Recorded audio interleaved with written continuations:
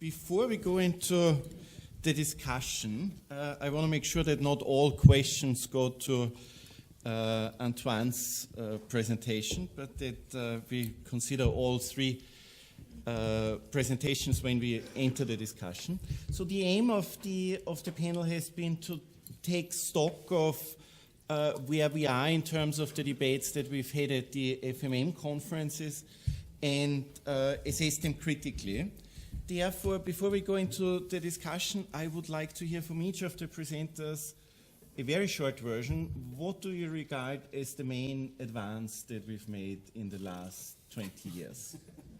So let's do the inverse order of the presentation. So Antoine, we've done lots of SFC papers. What is it that we've really learned in the 20 years that we didn't know in the mid-90s? Okay. No, I think the most interesting contribution I see to SFC to the post-Keynesian communities is that it has allowed us to go outside of our comfort zones. Topics that were not necessarily addressed by post-Keynesians have been addressed because the stock flow approach allows us to tackle them nicely, such as ecological economics, development economics, world models, and so on. So I think that's a very interesting contribution. Okay. Marc, 20 years of wage-led, profit-led debates. Have you made progress? Well, I think what's interesting is that we have had, I think, some impact, in particular on the International Labour Office. There are some of the trade unions were perhaps rather did not want to push for wages because they might believe that higher real wages may lead to lower employment. And I think we've managed to convince some of these large organizations that, they should go for higher real wages, higher minimum wages, and so on. Maria, what progress have you really made ultimately in modeling financial instability in the last 20 years? I think we have learned the sources of instability. So, for example, by studying Minskian models, we make sure that it is more likely to have instability when, for example, firms retain a low proportion of their profits. So it is more likely then that we may have a financial instability. Then if banks, for example, provide a lot of loans as a response of an increase in their profitability. Also, for the household sector, we have learned that if, for example, workers have a strong desire to emulate their rich peers, we may have an increasing source of instability.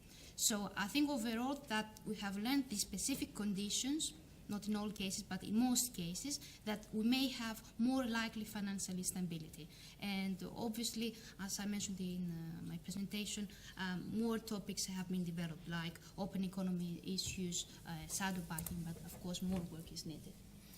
Okay, thanks to all three speakers for that. With that now, the floor is open for general comments or for questions on the three presentations.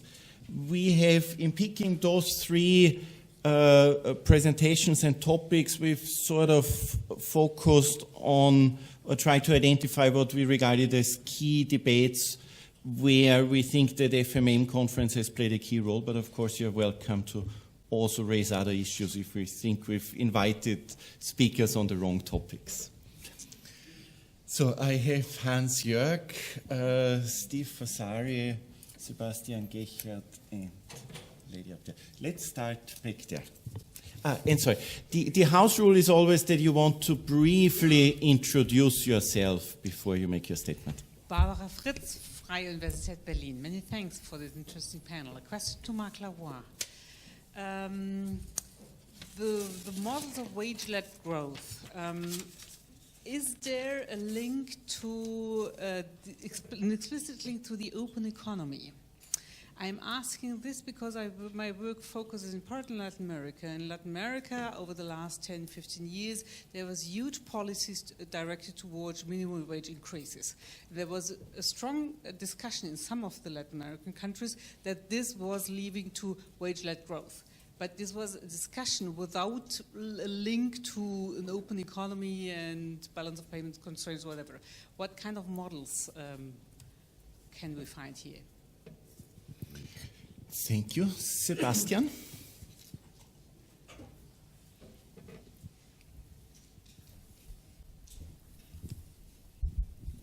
Yeah, thanks. Thanks to all three speakers. Sebastian Gechert from the IMK. This one goes to Antoine. You mentioned in one of your last slides the difficulty or the completely different approach that the SFC approach has as compared to mainstream models in terms of expectation formation. And I was wondering if this is the explicit, divorce line that we have, and what is your opinion on that? Should we overcome that line and try to, pick up some of these elements in order to engage in discussions with the mainstream? And should that be a helpful approach? So. Thank you. Hans-Jörg? This over there. Hans-Jörg here. I was introduced at the beginning. Yeah. Thank you for the three presentations, and I have a question to Marc. Obviously, these wage-led, profit-led models are models of the real world. There's no money, and we all know when we look at Keynes. So he started the general theory and argued even if workers want to cut real wages, they cannot do it because prices will react. And so at least from the Keynesian perspective, nominal wages are negotiated and real wages, and you need very specific assumptions to get the result that if an increase in the nominal wage level will lead to an increase in the real wage level. So my question is, how would Keynes judge these wage-led, profit-led models? That would be my first question. The second question is, these models are relatively mechanical. Obviously, profit-led functions, profits are high, investment is high. Empirically, this broke obviously down. So what is the justification to link investment to profits? I don't see in reality this close relationship, and it may be the other way around, following Kaldor or Keynes of the treatise, that high investment will lead to high profits. The last point, wage-led, let's assume higher wages nominal wages lead to higher real wages. Why is the economy not hitting full capacity utilization quickly? So you also need a kind of mechanical reaction of investment. So my question is what do we learn when we use these mechanical investment functions? Is it scenarios, or do we really learn what happens in the real world? Okay, Steve Vasari, back there. Thank you, Engelbert. You've introduced me, so I'll just say I'm from Washington University in St. Louis, which you may not know was the site of one of the nastiest, maybe the nastiest presidential debate in developed country history. So if you want to talk to me about that, find me during dinner. I was 500 yards away when that was happening. So my comment after this really interesting panel is for Maria about the Minsky models. And in some ways it follows up something that Hans-Jörg mentioned too about kind of mechanical models. In some respects, I think it'd be interesting to broaden the perspective on Minsky research. So Maria did a very nice job of categorizing different parts of the formal part of Minsky models. I think there is another part of it, though, that's important, and that's more of the historical case study perspective, and in particular on the household debt side, the work that she graciously mentioned by me and Barry Cinnamon is really more in that character, the work of Randy Ray, Jan Kregel, the Levy Institute, University of Missouri, Kansas City group, a lot of people working there are really going more in the historical direction. And this links to really Maria's first point, which I thought was correct and interesting, which is, can we model Minsky? The simple answer is no. And part of the reason is because it doesn't entirely lend itself to the formal models. I agree that the various channels, various parts are illuminated and explained more clearly by the formal approach, but kind of tying this together in an empirical sense, I think we benefit also from historical analysis. Miriam, on that side.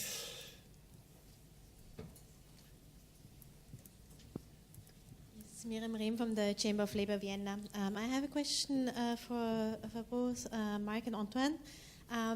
And I would like to thank for the final question, or for the starting the round, because I think the points that were made is not necessarily what I would have taken from your presentations. So I would like to ask you to expand further regarding the question of the effect of the academic wage profit-led debate on ILO and trade unions, that they would not have or didn't before ask for real wage increases. I'm not convinced yet by that argument. And that SFC models are an important, or perhaps the most important advance was on modeling development economics aspects. So I would just like to give both of you the opportunity to expand on your points. The final for the first round, Eckhart. I'll try to remember that.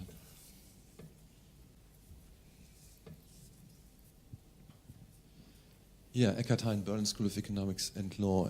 Thanks to all three speakers, and in particular to Maria for this very nice and condensed overview. I have one question which is in a sense related to the question which Steve Vasari has asked. In your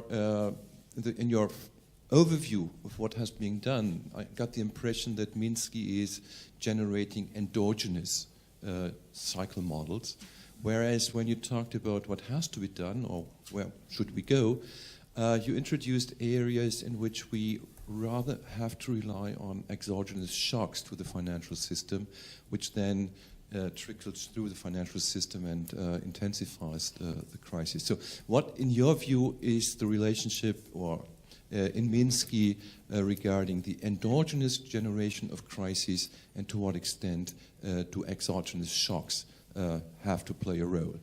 And then a quick question to Antoine. You haven't talked about ABM models because, well, your task was to talk about SFC models. But nonetheless, I'm curious. I mean, you made the attempt at showing us what can we take from SFC modeling in terms of generalizations, in terms also of policy implications. So maybe you have a quick answer to me, who's not very familiar with ABM modeling so far. To what extent can we generalize the results of ABM models, and to what extent can we use them in terms of policy recommendations and policy advice?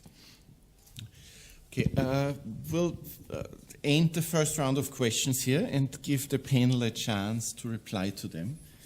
Maria, would you want to start? Yes.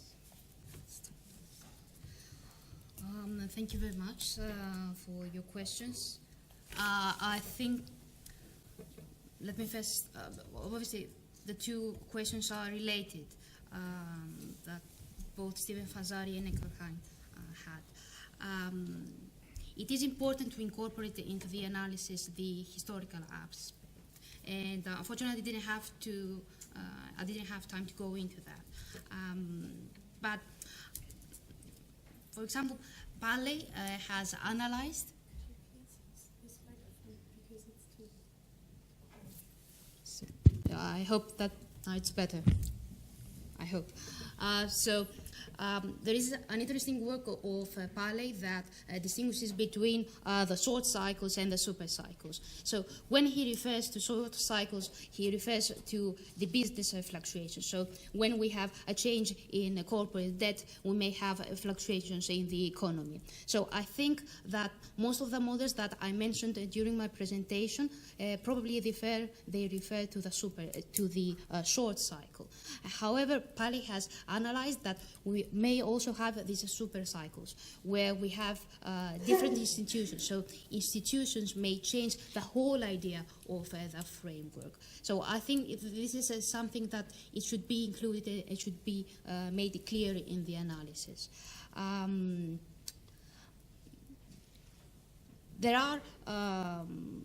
There are some papers, like the work of Ryu, that takes into account the differences between the long waves and the short cycles. So unfortunately, I didn't have time to elaborate on that. So I mentioned about the long waves,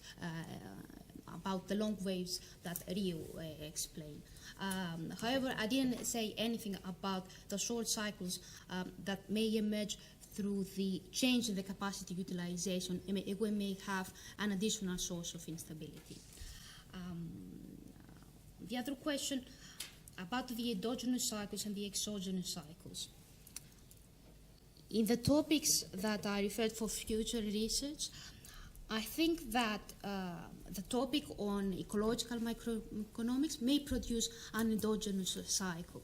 So, for example, if you have firms that think that they are in an environment where they can easily take on debt, green loans, for example, this is actually very close to, as I said, a traditional Minsky movement, where they have a desire to increase their indebtedness. You have an institutional framework like central banks or commercial banks that facilitate this process. And you may have this gradual increase in the financial fragility. So I think to some extent the research that I suggested have this point of an endogenous process. About an exogenous shock, I think it could be incorporated in a Minskian framework. So if you have an increase in the interest rate because of the central bank as an exogenous, so it could be in. So to some extent it is compatible. Okay, thank you. Marc? All right, so on the first question about the open economy, well, there are theoretical models that take that into account. There are also the empirical models. The econometric work takes that into account. For South America, usually we have a hard time getting the data. So as far as I know, there's something on Argentina. So okay, so if I try to summarize the consensus from the Caliskian point of view, is that all countries, if you only look at domestic aggregate demand, are wage-led. And then there's a number of countries, when you take into account also external demand, which then become profit-led. Argentina is unfortunately one of them. And for Brazil, people are trying to get the data, so it's not yet clear what the situation is. So basically, the consensus view is that small open economies are taken in isolation are likely to be profit-led, and also some large economies like Argentina, Canada, Australia that export a lot of their commodities, which have a trade structure which isn't much different from emerging economies or development economies, usually turn out to be profit-led. So, I mean, what the Caliskians are usually saying is that, on the other hand, if you look at the world level, where net exports at the world level is necessarily equal to zero. So if all these countries together try to increase the wage share in some way, then this would have a positive effect on planet Earth activity, if that is the objective. But of course now we have all the ecological economists who are not necessarily sure that this is a good thing. With respect to the questions by Hans-Georg, well, first on Keynes, what Keynes would be saying is that it is the evolution in economic activity that will determine the real wage. So if there is a higher economic activity, Keynes would say, well, this will necessarily lead to a decrease in the real wage, and not, so the causality goes that way and not the other way around. Then your next question is, well, what can workers do? They can only change the nominal wage rate. They cannot change directly the real wage rate. And so then Kaletsky himself said, well, if they're fighting enough to get increases in nominal wages, there's a good chance they may achieve increases in real wages. Also, there's the fact that in the unit cost, you got to take into account not only the wage cost, but also the material cost, the intermediate goods. And therefore, if you manage to increase the nominal wage rate, then you may reduce it may end up reducing the share of profits in national income. So there is this possibility. And then you were complaining that in those post-Kaletsky models, the Badouri-Marglin model, the investment is a function of the profit share, kind of wondering why this was the case. And yeah, there's a lot of Kaletskians who feel uncomfortable with this assumption and who would say, well, investment is essentially induced by sales, and therefore would agree with what you just said. And I think Steve Fazzari would also, who just asked a question, would also agree with the fact that that investment is mostly driven by sales. Thank you. Antoine? Okay, thank you. Sebastian, expectation. Expectation is clearly one of the points where the rubber meets the road. The difficulty is that incorporating rational expectation in SFC models is impossible, or not with the most complex model at least, because you would need to actually be able to solve the model analytically and then feed that into the expectations, and so it's something which doesn't work well. However, I think it's mostly a question of language, and so I think that if you talk with some mainstream about bounded rationality, about satisficing behaviors, which are clearly well fitted to be included into SFC models, then you actually can start having a discussion.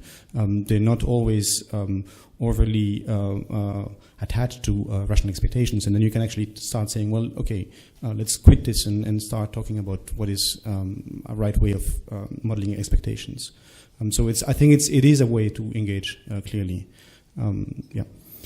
Regarding development economics, so that actually it's something which is very new and mostly concentrated into the South American continent. There has been a few models for Colombia, for Brazil. Sebastian Valdecantos as well has been working on developing economies. So I think that's and this clearly also lies on the structuralist approach and the work of Taylor and his followers afterwards. So, and clearly this SFC approach is very close to the structuralist CGE models, if you want. I didn't mention that, and it's very new, but it's clearly something which is developing, and the connection with empirics there is very interesting as well. Eckhart. Okay. So first of all, ABs are being used in other fields quite a lot. So if you go to transportation planning, and if you go to other social sciences, it's being used. But also, central banks are now using partial models for price formation and financial markets and so on and so forth. The Bank of England has been using a housing market, which is supposed to be ABSFC. I have yet to be convinced of it, but that's one thing. But I mean, it's clearly only picking up right now. I think the way we want to use it is clearly not for forecasting. I don't believe ABSFC models would work well if you start to do forecasts and so on and so forth. However, they can be used to do network analysis, early warning indicators, and so the connection between the real world and the financial world, and especially in ABSFC models, they are very interesting. For example, we're working with Joris Kjærsvoort and Dirk Bezemer on this interaction between monetary and macroprudential policies, and how this affect then income distribution, growth, innovation, and so on. So I think it's really for scenario analysis and policy analysis where we can somewhat still have interesting insight coming in. Obviously, this has to be seen as a complementary tool. I will never say that any modeling approach is the answer to everything. It really depends on the kind of issues you want to tackle there. Yeah. Thank you. We have time only for a quick second round of questions. I have Peter and Glenn, Joe, Barbara again. That's good, because we don't have a whole lot of time. Peter, and I'll ask all speakers to try to be short and sharp. Okay. Peter Scott, UMass Amherst. Thanks for the presentations. I have a hopefully quick question for Antoine. I completely agree that stocks and flows are both important in many contexts, and I do agree that it's not just about consistency but about relevance. So I guess my question is that, I mean, in your presentation it seemed to me that you were mainly just talking about the formal framework. You were not in fact telling us what is required in terms of substantive assumptions before you would call it stock flow consistent. The question of expectations came up, but there's nothing intrinsically that says that the rational expectations model cannot be stock flow consistent. So by somehow delimiting your range of these are the stock flow consistent people, you must have some other criteria, and I wasn't quite sure what it was. Second quick comment is that I think when looking at stock flow consistent model and the emphasis on often financial assets and the financial sphere, I think it's very important for us to keep in mind that in fact the effects of these financial aspects depend critically on the specification of the rest of the model. And that, I think, is sometimes maybe being overlooked.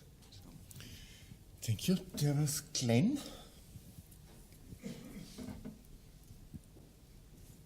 Thank you for the presentations. I'm Glenn from SOAS, University of London. My question is for Maria. You mentioned there are two main branches of Minsky models that look at households. One that's the Minsky-Veblen model and one that's the Minsky housing model, right? In the Minsky-Veblen model, the main assumption is that there's emulation. I wonder to what extent it makes sense to assume this. As far as I understand, it hasn't been proven sociologically or sociopsychologically. So if it doesn't exist, what sense does it make to include it as a core assumption that defines a whole branch of models? Okay. Barbara? Marc, thank you for your quite clear answer.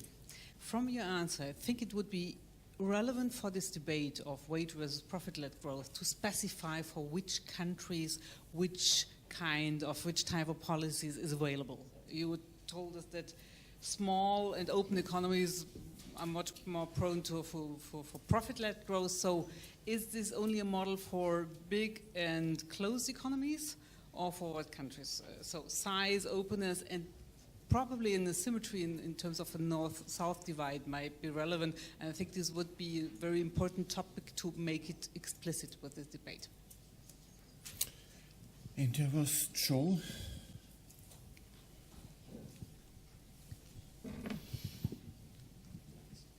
Joe Michel, University of the West of England. Two short questions for Marc about the wage-led, profit-led issue.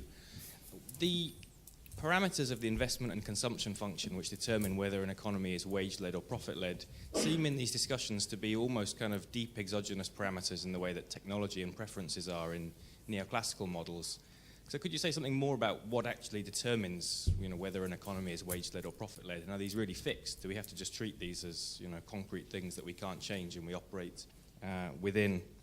And my second question is, could you say something more about overhead labor costs and what these mean in concrete terms in modern economies? I mean, Koletsky, I think, had salaries in overhead costs. So what does it mean for overhead labor? What is overhead labor in a modern services economy like the US or the UK? So to sort of follow up on Hans-Jörg's question, what would Koletsky think about the wage-led, profit-led debate? Well, thanks for that. With that, we want to go back to the panel, but I will, of course, abuse my role as a chair and also ask a final question to all three participants. And my question, now I first ask what you regard as the major achievement or progress of post-Keynesian economics or debates that we had at the FMM conference over the last 20 years. So let's turn it around. What do you regard as the major shortcoming of the debates that we've had over the last 20 years? Maria, would you want to start? Let's start with Glenn's question, actually. Okay. So, yes, if you have these Minsky-Veblen models, the emulation motive is important. So if you don't have that, you don't have workers taking out loans in order actually to achieve a higher consumption rate. So if this does not hold, you don't have all these cycles. And the models, the theoretical models, make explicit that if this holds, we have this result of financial instability. And it is important to make sure that it has some empirical relevance. But also it is important that when you have these Minsky and Veblen models, they may take into account that also you need a banking sector that provides these loans. So, for example, consider that you have income inequality and you have workers with a lower income and they ask out for a loan.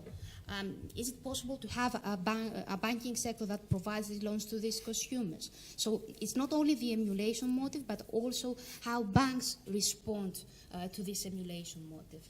And just to say about the emulation motive, I had it in my slides, I didn't mention it. Of course, there are not very clear evidence about that. And Engelbert, Stockhammer, and Raphael Goldauer have some evidence that expenditure cascades do not hold for OECD countries. Yes, probably I would like to comment on a question Antoine had from Peter Scott about the financial markets, if I may. Okay. If you have these large stock flow consistent models, you have debt within them, what I do, because I have, in my research, I do both small models and larger scale models. So I start with small scale models. I try to understand what are the conditions, for example, to have instability in the system. And I mentioned at the beginning that, for example, you may have firms that retain a low proportion out of their profits. So I take into account these conditions for financial instability, and I try to some extent to impose them in these large stock flow consistent models in order to take into account what will happen when I have other financial markets, other issues within them. So I think they are relative. When you have a financial market, that is important in stock flow consistent model. About the major shortcomings, that's a difficult question. We can keep that for a final round. Then you have another minute to think about it. Marc. Okay, on the question, which countries are profit-led?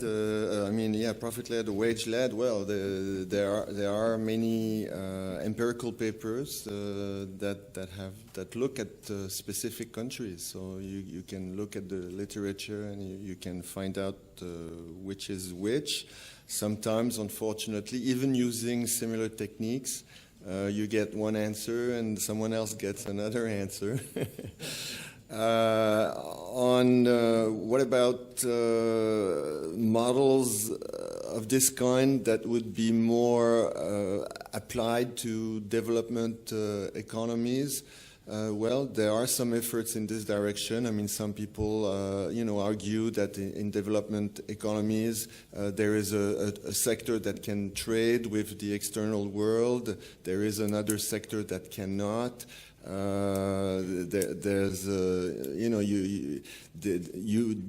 country only imports intermediate goods, or the country only imports luxury goods. So there's an infinite possibilities that you can have. On the question by Joe, yes, I mean, we fully recognize, and Engelbert and I, in our book, we have pointed out that a country which is apparently profit-led by changing some features of the country could become wage-led. For instance, and this has also been pointed out by Tom Paley, if you increase the tax rate on capital and you decrease the tax rate on wages, this will change disposable income. Therefore, this will change the results on the consumption function, and therefore that country may become wage-led instead of being profit-led. So, and about overhead labor costs, I think that even in the service industry, there's a lot of supervisory workers. I mean, you go to McDonald's, there's a couple of people who are, they're serving, but at the same time they're supervising. You go to a bank, I think there's a lot of supervisory workers out there who earn a lot of money. So, overhead labor cost is, I mean, if I believe what has been written by Simon Mohoon, is a very important part of labor cost. We'll keep the shortcomings to the final one. Antoine? Thank you. Thank you, Peter. A very interesting question. I'll start to answer in the other way you ask. So I do agree that the rest of the model is fundamental, and probably that's one of the shortcomings of the recent literature, where the way in which models are usually built is you start with some model which is already existing, often one of the chapters of Marc's book, and then you try to expand it, and you don't spend too much time about explaining the justification of the fundamental equation you have there in terms of consumption instead of investment and so on and so forth. And then you concentrate on expanding the financial sector, as adding an asset, adding disaggregating a sector and so on. And I do agree that that's, we probably need to, and it's one of the criticisms we actually got from the Bank of England paper by some authors, where saying you don't discuss the theory. You just describe the accounting, but you don't discuss why did you choose this specific function. And I think it's probably a very valid point. I've been trying to avoid naming names, and I've been trying to avoid saying what is an SFC, what is not an SFC. And thank you for making me not able to do that. I'll try to give you a, what we call in French a Breton answer, which is not answering the question. So I mean, no, it's in a way, I think what the main difference between what I would call a stock flow relevant model and others is that the stock is not the residual of something. It's not the residual of an optimization process of even if you have frictions. The stock flow relevance highlights the importance of imbalances in explaining the dynamics. So it's about disequilibrium, the clearing system, which is not based on prices but much beyond quantities, the importance of buffer stocks. So I don't want to go in specific theories, but my impression is that what makes the relevance between stocks and flows is the fact that it's the different way of treating the equilibrium, well, not focusing on the equilibrium, but focusing on other aspects that to generate the dynamics. I'm not really answering the question, I know. Okay. The extensive answer will have to wait for the party afterwards. We want to do a quick final round on what are the main shortcomings. We've discussed what we've achieved, so we're very proud of ourselves. Where are we stuck? Antoine, do you want to start us off? Yeah. So when I was talking about the contribution, I was very on the methodological side. I think in the practical, what needs to be really developed is particularly on the banking side and the credit supply. And I know that Maria has been working a bit more on that. But the banks, even though we focus on credit, we don't really talk about this credit creation mechanism. And so that's something which need to be worked on. The second one is pricing. Nope, you only have one. I didn't say pricing then.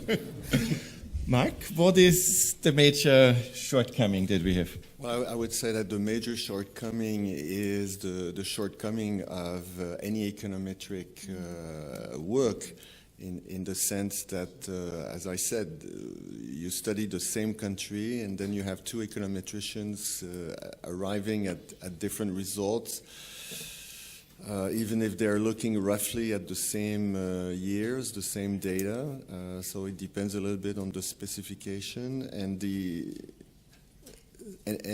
also, I think the shortcoming is related to the fact that in these assessments, we should take into account more other variables other than just the share of profit or the rate of utilization or whatever, and but this shortcoming is being remedied, in the sense that we are now taking into account other important variables, such as the financial variables.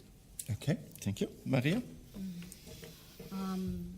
The models that I presented are mostly theoretical, so they do not take into account actually,